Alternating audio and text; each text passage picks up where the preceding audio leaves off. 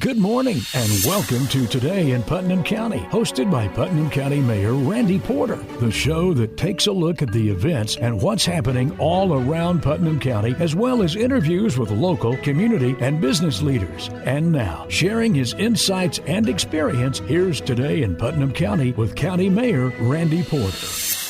Welcome to Today in Putnam County. I'm your host, County Mayor Randy Porter. Hoping you're having a great week. You start to 2025. Hey, the slate's clean. Everything is positive going into the future. I hope you have a great 2025. Our show this week about the premier magazine that we have in Cookeville. It's called Cookeville Lifestyles. And my guest this morning is the brainchild behind that publication, Chelesa Dartez. Chelsea, thanks for having me, Randy. Thanks for being on. It's good to see you. Good to see you always. Happy New Year.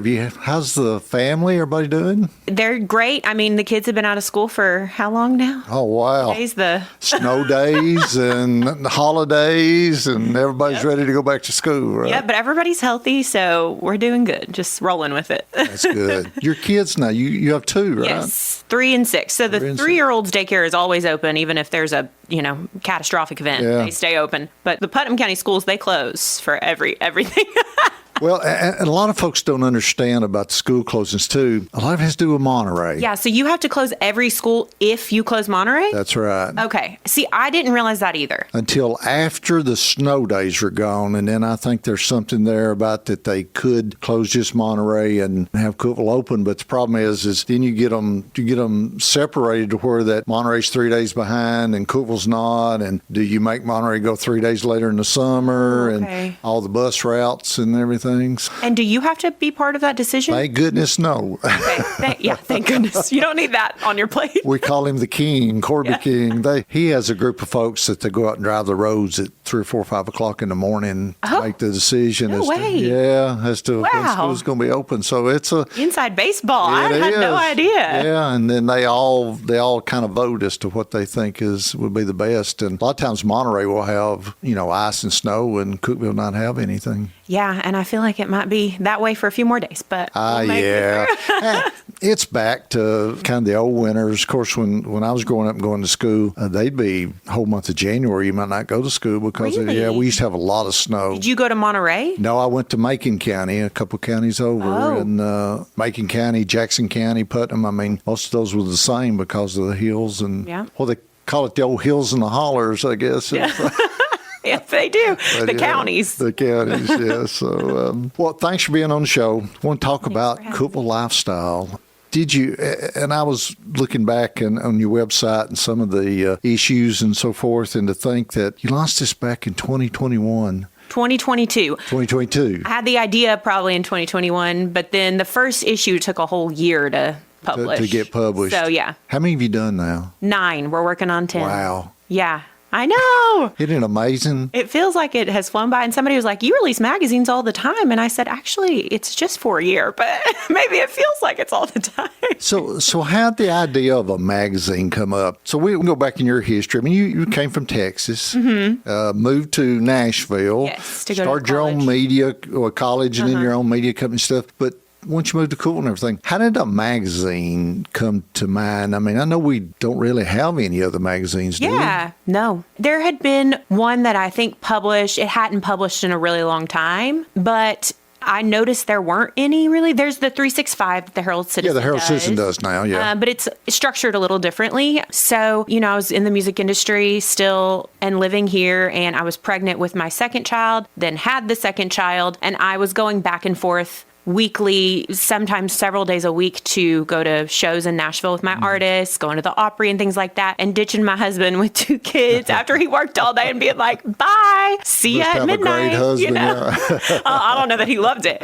But part of my reason of moving past that, it just wasn't working out as far as just the time and me being a mom of 2 young kids. So I tried to figure out what in the world could I do with my skill set in Cookeville, and there wasn't much. I looked and I had always been an entrepreneur. I had owned my own company. So I'd always been really flexible with my schedule. And I knew I needed that with having young children. Yeah.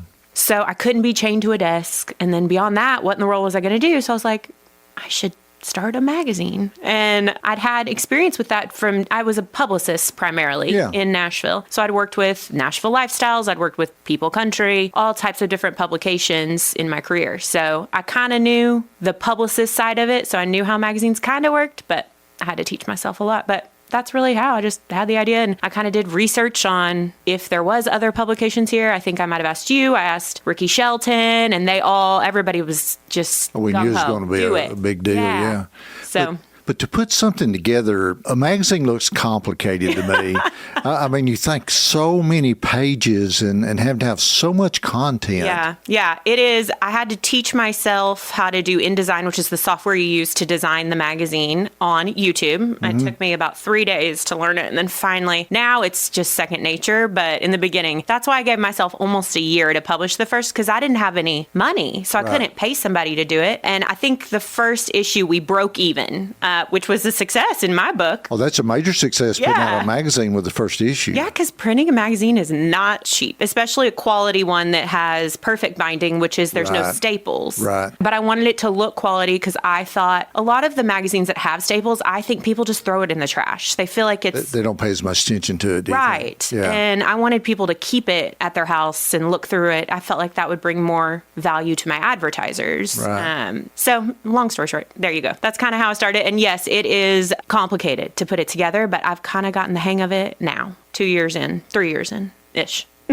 Was it difficult to get advertisers? In the beginning, that sounds like that would be the hardest thing out of putting it together, to get it going for that first issue. Now, once you get them on board, but that had to be difficult, going out trying to get these folks to be willing to put in. Before I had name recognition, it was very difficult. And the first thing I had to do was get distributors. And even that was difficult. Some people were like, I don't know what this is. I don't want this in my business, Got to have a place where folks can get it, right? Right, for free. Yeah. So now I have plenty of distributors. But yes, it was difficult in the beginning, but I tried to start a social media buzz before I released it, a long time before, so I could get more people wondering, what is this? Maybe I want to be a part of this early on. Yeah. So I really tried to do that. And yes, we had enough advertisers in the first issue to break even. So that was a huge success. So first magazine, was that CG? Yes, CG. I brought it.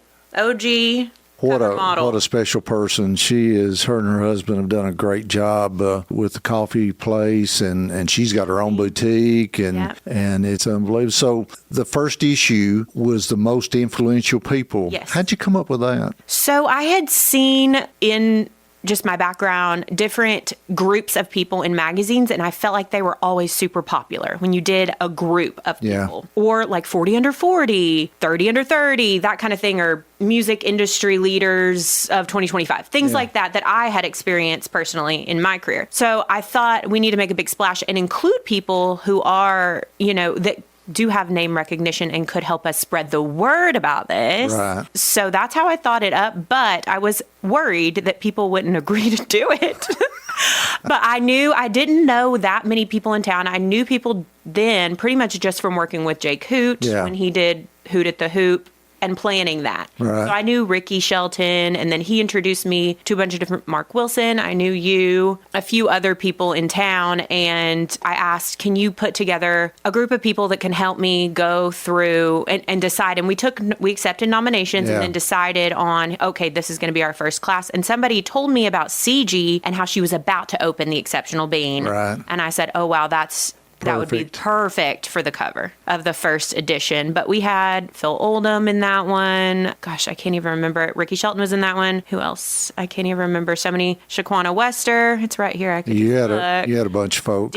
Mark DeClaire. A bunch of great people in that first edition. And we revealed them one at a time to really hype the buzz up we still do. Yeah. That's the fun part of it. So, just wanted something that would create a lot of buzz as to what is happening with this, what is going on. And I think we accomplished that with the first issue, but it's continued to, some people still don't even know. I still get comments, oh, I never even knew that we had a magazine, every day. So there's always going to be people that say that. Hey, you're listening today in Putnam County. I'm your host, County Mayor Randy Porter. Got my good friend Chelesa Dartez with me with Cookeville Lifestyle Magazine. We're going to talk more about the magazine and future of the publication and a lot of other things that she's looking at coming up. We got to take a break. Stay with us.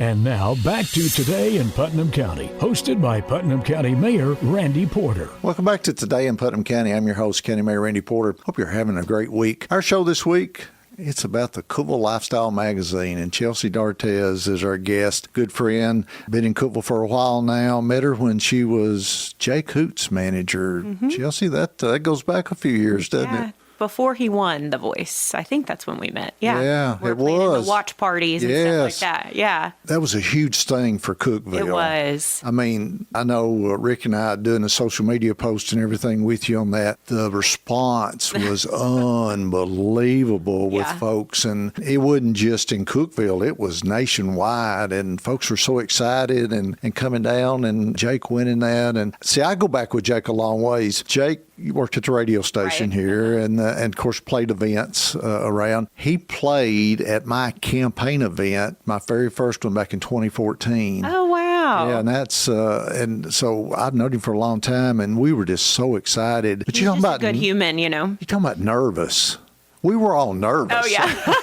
I can't imagine what he was feeling there doing the show, but everybody, that was the talk of the town. Everywhere I went, we were talking about Jake, and we were nervous for the next episode to come up, and was he going to make it? And I know. And that night when he got pins it. and needles. Oh, pins and needles. It was, that was a great thing. And I know that had to be exciting for you, being his manager. Well, I started working with him before he went back for the live part of the show. Yeah. So we'd made it to like the top 20, I think. Yeah. And then Philip Gibbons, shout out. I have been friends with him for a really long time from working in the music industry. And he told me, I need you to meet with this guy. He's on The Voice. And it was hush hush because he wasn't supposed to tell people what was going on.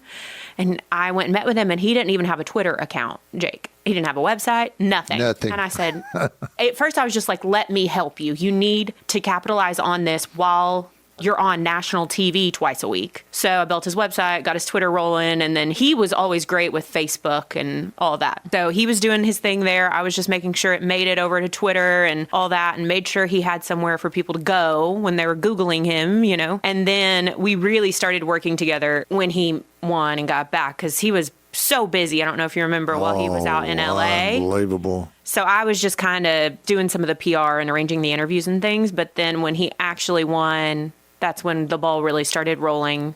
And we did Hoot at the Hoop, which it was like the Beatles were in town. Huge I swear. event. I mean, we filled the Hoop, and I'll never forget getting there early and was shocked. They were lined up, people all the way around the Hoop to get in. We were up in the media room.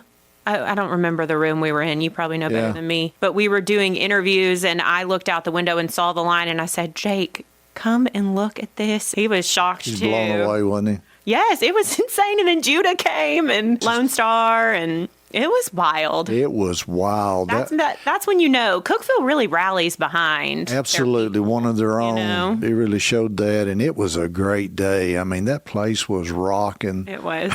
I'll never forget that. That's a great memory. And of course, after that, then you're here in Cookeville, and then decided you wanted to start the Cookeville Lifestyles Magazine. Yeah. We talked a little bit about that in the first episode. So the one question that I have, and I know it was a problem for me, and I wonder if it was a problem for others. You nominated people. I mean, the general public could nominate people to be in it for the most influential and the movers and shakers and that. And then you had a committee that went and reviewed those and narrowed it down to the ones that you needed in the magazine. When you reached out to the people that got chosen, I can't imagine the reactions, but I know mine was, Chelsea, there is no way. I remember when you called me, I said, Chelsea, there is no way.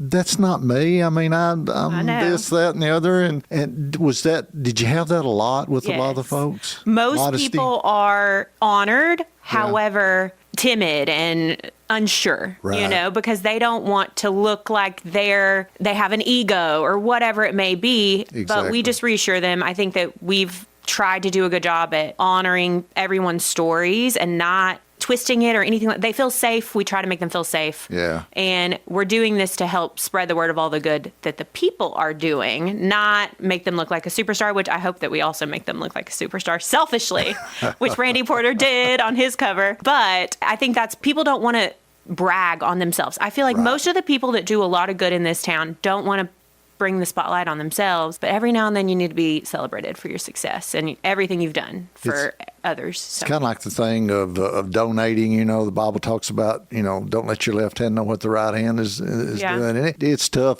I told my mom, she come up and saw it, and I said, Mom, did you ever think that this old country farm boy from Macon County would be where I am today and would be on the cover of a magazine? I love She that. sat there and thought, and I thought, I don't know what's going to come next, if it's going to be good or bad. She said, yes, son, I knew you would be. I thought, you're lying. That's a mom, though, isn't it?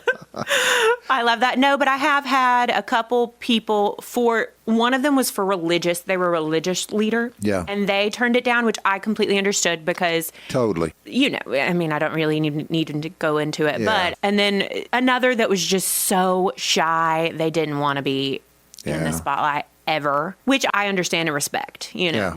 Like you said, you want to be modest but at the same time, it's tough. But you have put together some great issues with some great people in it. I was amazed that once you called me, all the stuff that went on in the background getting ready for the magazine. I mean, you got some great people behind Andrew Buckner. Oh, wow. What a great guy. Amazing. I am So lucky. He's your editor-in-chief, right? And of course, Andrew's a local guy here, and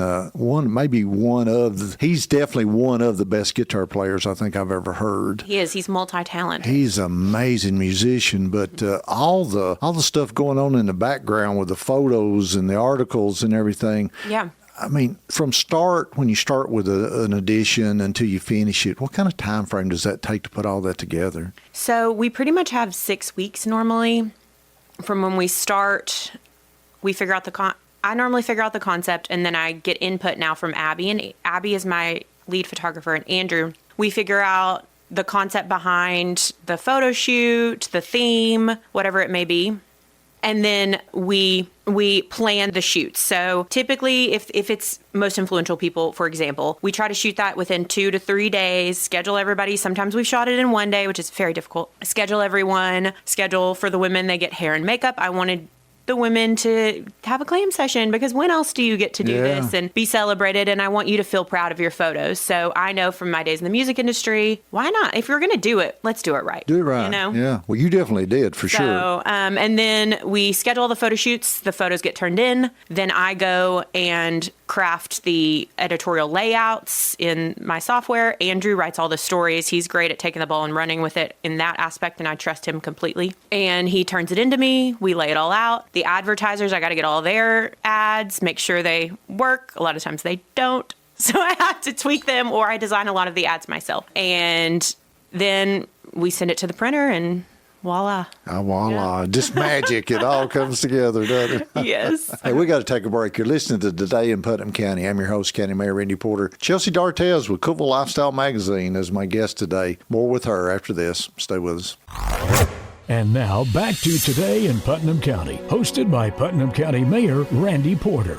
Welcome back to Today in Putnam County. I'm your host, County Mayor Randy Porter. Hope you're having a great week. This week's show about our premier magazine we have here in Putnam County. It's called Cookeville Lifestyles, and its creator, Chelesa Dartez, is my guest this week. Chelsea's been talking about the magazine and all that, the time and energy and all the people you have in the background that puts that together. Mm-hmm. Just amazing to be to that point and it'd be free. Yeah. Takes a lot of advertisers. Yeah. I mean, you got a lot of great advertisers and to be able to have that kind of magazine in our community and it be free, that's a major accomplishment for a community our size. Yeah. Mm-hmm. Yeah. When we first started, I pretty much did all of the jobs besides the photography. I wrote everything. I laid everything out, designed it. But now as we've gotten more advertisers, I've tried to pour it into building a team. So all the extra funds go to creating this awesome team that I have now. Andrew Buckner, Abby Whedon, my hair and makeup, Jamillie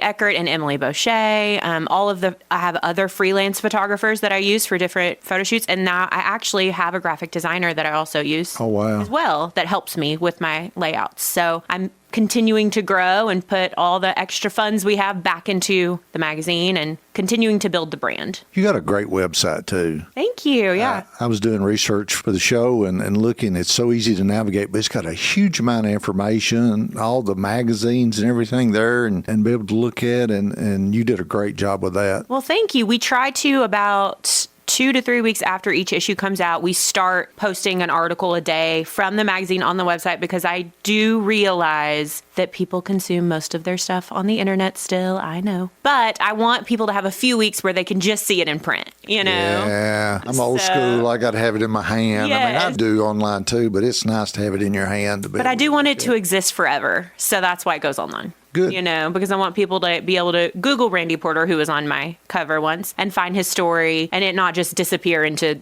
the abyss, because a lot of people did a lot of work for that. I want the photos to live on. I want Andrew's beautiful articles to live on. So we do put them up online. And then we used to try to do a bunch of different articles that weren't in the magazine online, but I kind of ran out of time for that. So I'm going to try to build that back up. Different guides or top 10 places to see it, you know, things like that. So what's the next edition that's coming out? You just did one last fall, right? So, yes, we did the winter issue featuring Shan, the 2024. Right now we're working on our spring 2025, and it will be an art edition, which Abby, my lead photographer, who just opened Edison Hills in town, was really passionate about doing and highlighting our art community. So she's kind of steering the ship on this one, and I'm really excited. So we're doing an art edition, and then the one after that will be the recognizable name from Cookeville edition. We have so many great artists here. We have a group of them at the art studio over on Walnut. Yes. They actually display in the courthouse. They'll bring the art and display so people can see it. And I've been absolutely amazed at the art that's there. And then we have some photographers that do such a great job. Yes. And I call that art too. Yes, for sure. I'm looking forward to that. That's amazing. I know. And I know that we have such a booming art world, but I don't know the details of it. So I'm even excited to learn more about it. We've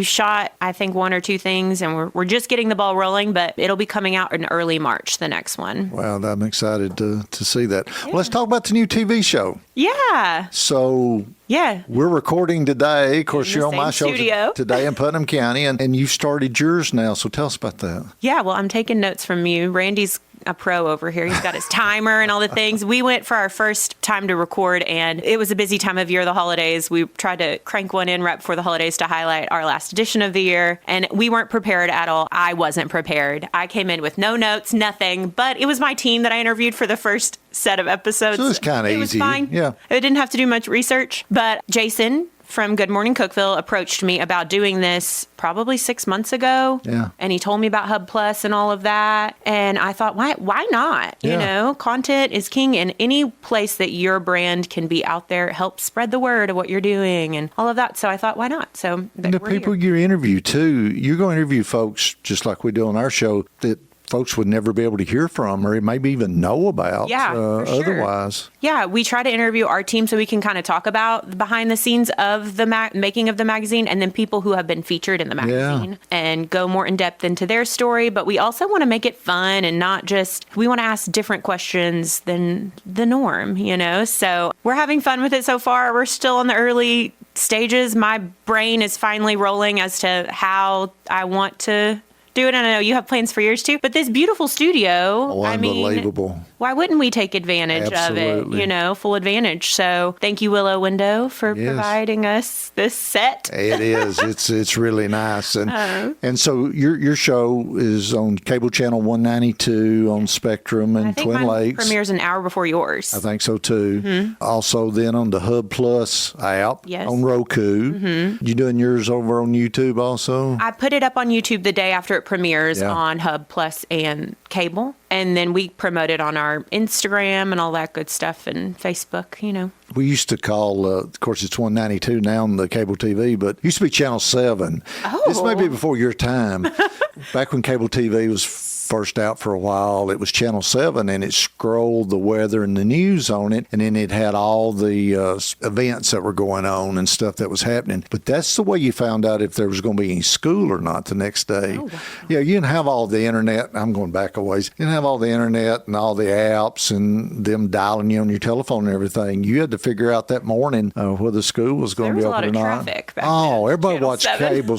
And it also, I think it played the radio station on it, the audio on it, but you had this whole thing. It'd show you the temperature and the weather and the news and all those kind of things scrolling on. It's a neat channel, and now going with the video, that's so awesome. Yeah, we need our own little TV station in Cookeville because the closest local news is Nashville or Knoxville, and we have our own little world here in Cookeville. You know, So in the last couple of minutes we got, what's the future look like for you? I mean, you've done so much. Yeah. And Jake and your media company and all those things, and now the magazine, the TV show. What's the future for Chelsea? I think that we still, like I said, every day, or not every day, but a lot, I still get people that don't even know that there is a magazine. So trying to figure out, right now we mail them to about 700 homes, high-end homes in Cookeville for free, just to put it in front of more people that are more likely to do business with my advertisers. Yeah. So just trying to still raise brand awareness. And then I've thought about growing and expanding and creating another publication in another big town near here. I'm not going to say the name, but finding a local salesperson there and recreating what we're doing here, there. Yeah.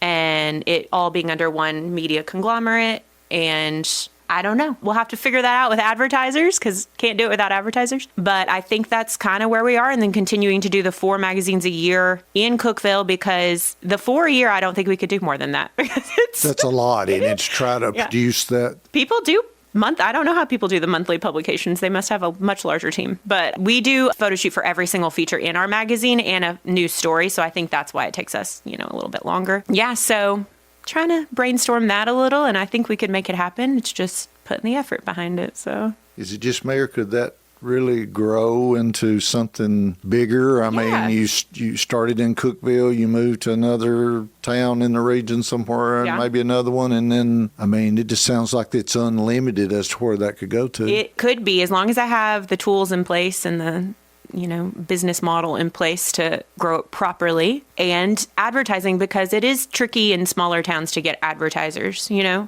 So, and it's not going to cost me any less to do it anywhere else, It'll cost the same to do it, right? Right. So, we're just trying to weigh all the things. So after the show, I'll tell you the city and you tell me what you think. Okay. It's going to work. Let's see if we got some. May have to have you back on again and have some breaking news. Yeah.